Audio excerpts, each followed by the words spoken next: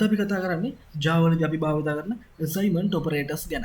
ඒ කියන්නේ මොකක් හරි variable එක අගය වෙනස් කරන්නේ කොහොමද, අගය අඩු වැඩි කරන්නේ කොහොමද කියන දේවල් ගැන තමයි අද අපි කතා කරන්නේ. ඔයාලා දන්නවා එතකොට අපි variable සහ data types ගැන කතා කරා. මම මේ විදිහට integer data type එකෙන් variable එකක් create කරගන්න. ඒකට මම value එකක් දෙනවා 10යි කියලා. ඊට පස්සේ මේ x වල අගය එහෙම නැත්නම් මේ 10 කියන එක අපිට එකකින් වැඩි කරන්න ඕනේ. අපිට එතකොට ඒක මේ විදිහට දෙන්න පුළුවන් x එකතු කිරීම එක මේ එකතු කිරීම එක කියන එක අපි x වලට සමාන කරමු. එතකොට x සමානයි x ධන 1. එතකොට මුලින්ම x සමානයි 10යි. ඊට පස්සේ x වලගේ x ධන 1ට සමාන වෙලා. ඒ කියන්නේ x වලගේ 11ට සමාන වෙලා. මම ඒක print කරන්න. මම ඒකට මෙතන x කියන එක දෙනවා. හරි. දැන් අපි run කරලා බලමු මේක. එතකොට ඔයාලට බලා ගන්න පුළුවන් x වල දැන් අගය 11යි. හරි, අපිට මේ දේම කරන්න පුළුවන් මේ විදිහට. මම මේක දැනට කමෙන්ට් එකක් විදිහට තියාගන්නවා. මම ඒකට ස්ලෑෂ් දෙකක් යොදා ගන්නවා. අපිට ඒ දේම කරන්න පුළුවන් x කියලා දීලා. මේකෙන් කියන්නේ x සමානයි x ධන 1 කියන එකම තමයි. මේ ප්‍රකාශනෙම තමයි අපි මේ විදිහට දාලා තියෙන්නේ. අපි බලමු මේක ඇත්තද කියලා. මේක රන් කරොත් එහෙම ඒත් ඔයාලට පේනවා 11යි කියලාමයි අවුට්පුට් එක එන්නේ. ඒ වගේම අපිට මේක මේ විදිහට දාන්න පුළුවන්. මම මෙතන දෙනවා ++ x කියලා. හරි, දැන් අපි බලමු රන් කරලා. එතකොට ඔයාලට බලා ගන්න පුළුවන් ඒත් 11යි කියලාමයි උත්තරේ එන්නේ. එතකොට මේ ++ x සහ x++ කියන දෙකම එකක්ද?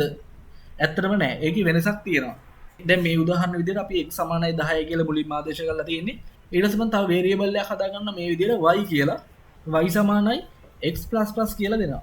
එතකොට මේකේදී එතන වෙන්නේ මුලින්ම මේ y කියන එක x ට සමාන කරනවා. එතකොට y වල අගය x වල අගයම. ඊට පස්සේ තමයි මෙතනදී ඉන්ක්‍රිමන්ට් එක වෙන්නේ. ඒ කියන්නේ x සමානයි x ධන 1 කියන එක වෙන්නේ. එතකොට අපි මේක හඳුන්වනවා post increment එක කියලා. ඒ කියන්නේ මුලින්ම අගය ආදේශ වෙලා තමයි ඊළඟට අගය වැඩි වෙන්නේ. ඊට පස්සේ අපි ++ x ගැන කතා කරොත් මුලින්ම x සමානයි 10යි. ඊට පස්සේ අපි y කියලා වේරියබල් එකක් හදලා ඒකට සමාන කරනවා ++ x. මේකෙදි මුලින්ම මේ ඉන්ක්‍රිමන්ට් එක වෙනවා. ඒ කියන්නේ x සමානයි x ධන 1 කියන එක.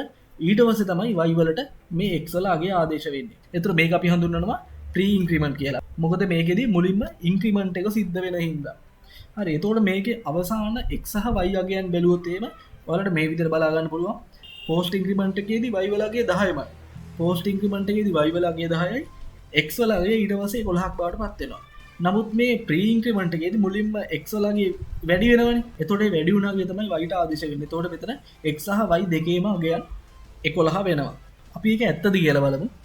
මම මේක මේ විදිහට ක්ලියර් කරගන්නවා. මම ඒකට y කියලා වේරියබල් එකක් හදාගන්න. ඒකට මම අගයක් දෙන්න x++ කියලා.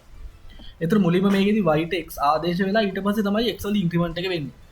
ඊට පස්සේ අපි මෙතන x කියලා අගය print කරනවා. ඊට පස්සේ අපි මේකම copy කරලා ගමු. y වල අගය print කරන්න. මම මෙතන y කියන එක දෙන්න. දැන් අපි මේක run කරලා බලමු. එතකොට ඔයාලට බලා ගන්න පුළුවන් මෙතනදී x වල අගය 11ක් වෙලා තියෙනවා. නමුත් y වල අගය 10යි. y සමානයි ++ x කියන එක දුන්නොත් එහෙම. දැන් අපි run කරලා බලමු.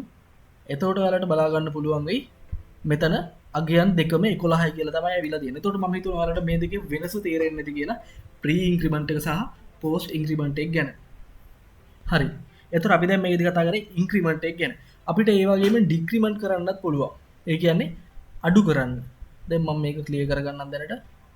මම මෙතනත් y කියන වේරියබල් එක අයින් කරනවා. මම මෙතන දෙනවා x කියලා. එතකොට ඇත්තටම මේ දීලා තියෙන්නේ මම කමෙන්ට් එකක් විදිහට යොදා ගන්න. මේ දීලා තියෙන්නේ x සමානයි x ඍණ 1 කියන එකමයි. දැන් අපි මේක රන් කරලා බැලුවොත් එහෙම ඔයාලට බලා ගන්න පුළුවන් මෙතන අගේ 9 කියලා දැන් ඇවිල්ලා තියෙනවා. මුලින්ම 10 තිබිලා තියෙන්නේ. ඊට පස්සේ එකක් අඩු වෙලා ඒකේ අගේ 9 කියලා ඇවිල්ලා තියෙනවා. හරි, එතකොට මේ විදිහට අපි කතා කරේ එකක් අඩු කරන්නේ කොහොමද, එකක් වැඩි කරන්නේ කොහොමද කියලානේ. හිතන්නකෝ පහක් එකතු කරන්න ඕනේ, පහක් අඩු කරන්න ඕනේ. අපිට පුළුවන් මේ විදිහට මම මෙතන දෙනවා x සමානයි x ධන 5යි කියලා. එතකොට පහක් එකතු වෙනවා. මුලින්ම 10 තිබේ ඊට පස්සේ උත්තරේ 15ක් විදිහට එනවා. ඒ වගේම අපිට මේකම කරන්න පුළුවන්. මම මේ විදිහට දෙනවා x සමාන 5යි කියලා දෙනවා. එතකොට මේ තියෙන කෙටි ක්‍රමයක් අර දෙයම කරන. දැන් අපි රන් කරලා බලමු. එතකොට ඔයාලට පේනවා 15යි කියලා ඇවිල්ලා තියෙනවා. ඒ වගේම අපිට පහක් අඩු කරන්න ඕනේ කියලා හිතමුකෝ. එතකොට අපි දෙන්න ඕනේ x අඩු කිරීම සමාන 5. හරි. දැන් රන් කරලා බලමු අපි. එතකොට 5යි කියලා ඇවිල්ලා තියෙනවා 10න් 5ක් අඩු වෙලා.